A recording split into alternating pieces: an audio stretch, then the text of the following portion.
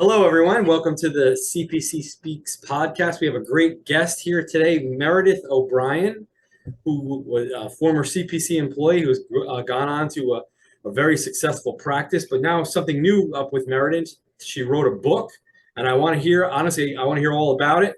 And I'm sure, hopefully, our listeners will too. I know you're a fantastic clinician. Your reputation follows you, and I'm sure the book is fantastic. So why don't you start by just telling the audience you're like who you are, a little bit about your background, how you got here. Absolutely. So I am a licensed clinical social worker in the state of New Jersey, and I'm also a Carolyn Costin certified eating disorder coach and a certified intuitive eating counselor. So I got my start, I worked at a school system in Connecticut for a few years, and which I really enjoyed. And I spent the summers on the Jersey Shore. So I had this calling to come back to New Jersey, and I came back, and CPC, Behavioral Healthcare, gave me my first job when I came to New Jersey, which was amazing. So I was the supervisor of mobile response, and I also was a clinician at the Freehold campus. And that really gave me my start in New Jersey. And then I went on to do other things, including building my practice, Meredith O'Brien and Affiliates. It's in Red Bank, and it's including me and 5 other dedicated licensed clinicians. And I'm happy to report that today my specialty is helping those with eating disorders. And I went through my own eating disorder and reached full recovery. And so I feel like my life has gone full circle because I'm able to really help people and recognize, a little bit about what they've been going through and to be inspirational and a sense of hope. Um, Also, who I am is a very proud pet mom to my golden doodle Maverick. She is the world to me, and she helps me with my recovery every single day in terms of just being my happy place. And I call her my mindfulness magnet. Well, I wish I would have known. We could have got her on. Yeah, oh, she can She definitely pops join. I on. just call her name. Yes. So you're openly disclosing you had some history with a eating disorder Yes. yourself, and I guess Yes. imagine that was part of the inspiration for the book. Absolutely. So I was diagnosed with anorexia nervosa at age 13. And when I was age 13, we didn't really know much about eating disorders. I know my parents took me to a therapist one time, and I didn't connect because my eating disorder did not want to connect with a therapist. And we went to one family group support meeting, and we said that's not for us. And then I said I'll get better. I can do this on my own. And unfortunately, that didn't happen. And I struggled with an eating disorder for over 25 years. Oh, wow.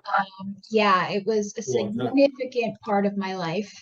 And really, it was when really my inspiration, I guess I should say, for writing the book was I have 4 beautiful nephews. And I remember when I had my first nephew, he just graduated from college. I still can't believe it. He's 21.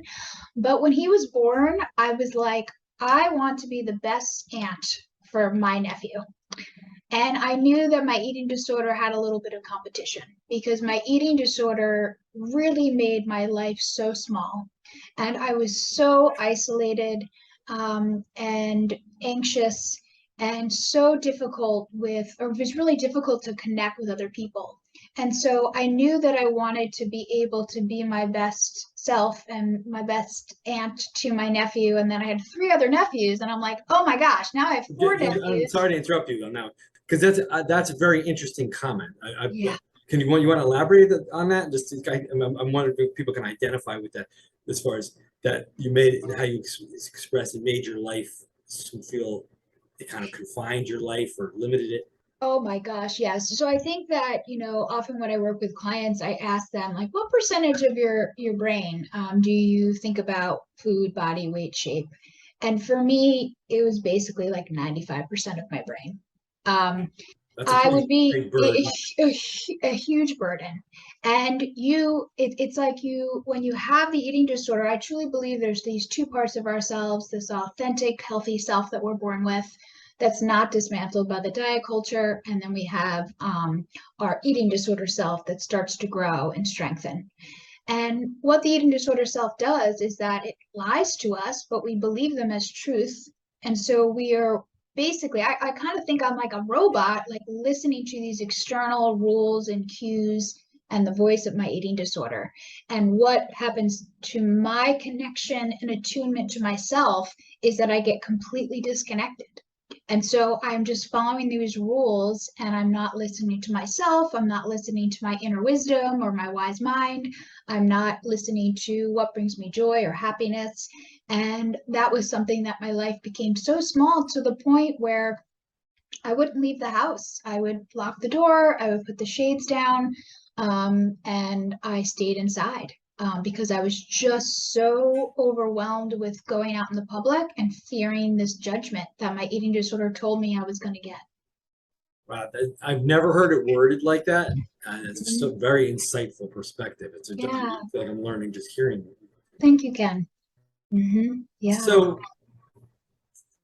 you had this experience and obviously a lot of insight into it, and you've grown a lot from it. So here you are, I imagine, sharing it through the book. Tell us about the book itself. So the book, which is really exciting, Beautiful. it gets released today, Ken. I can't believe it. Today is the release date. And so I always loved to write. I loved creative writing in college. And when I started my recovery, I was like, you know what? Let me do something that I really enjoy.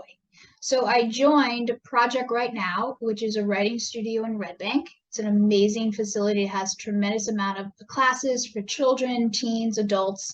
And I joined their memoir class. And I took a few semesters of this memoir class and started to write chapters of the book. And that's really when it sort of like came to fruition. Like, I think I'm going to write a book and I'm going to write a memoir about my journey. That's because amazing. Yeah, it was just like so amazing. It was just like very cathartic. So like organically just kind of came out of you. You know what I mean? Absolutely. Wow. Absolutely. And the writing prompts they gave me, it was just like so amazing just to have my creative juices flowing. And I got really excited about it.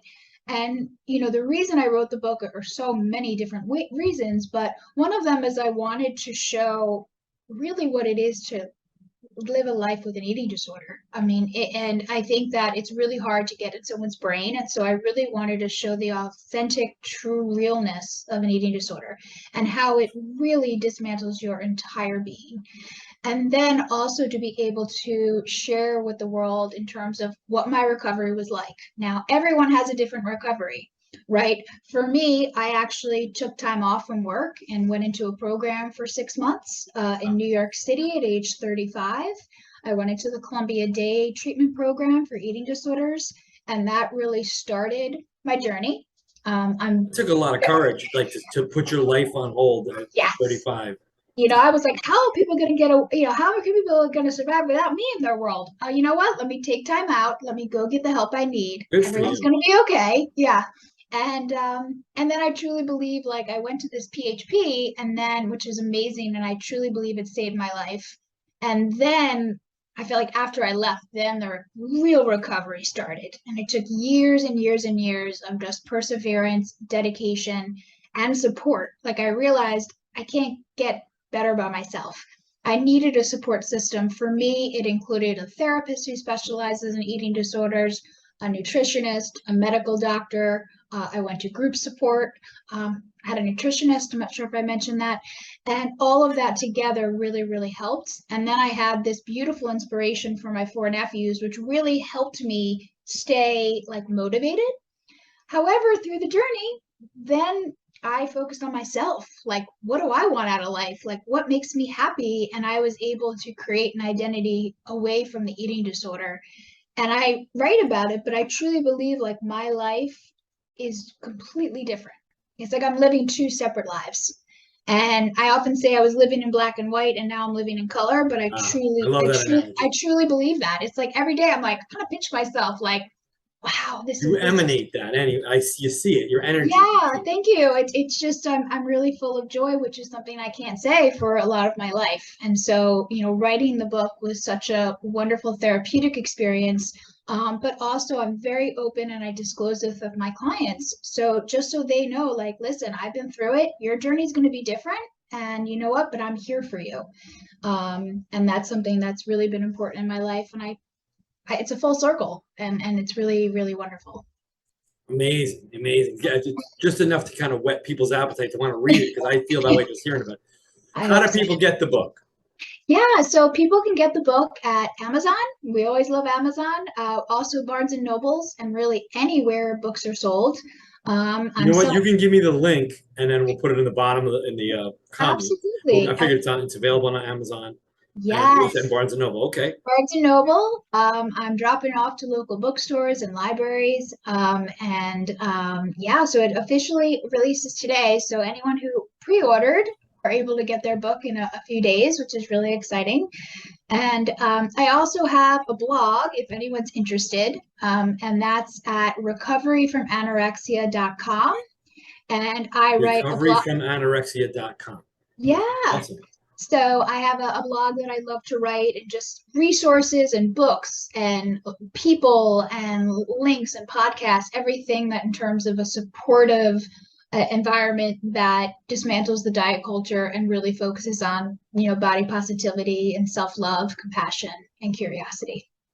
Mhm. Well, it's something people need, and I'm excited for you and I anticipate just hearing you. The book's going to have a great success because people want someone who understands and who Yeah. has compassion. You can hear it. You can hear you have those things, and I'm sure it's in the book. I'm looking forward to checking it out myself.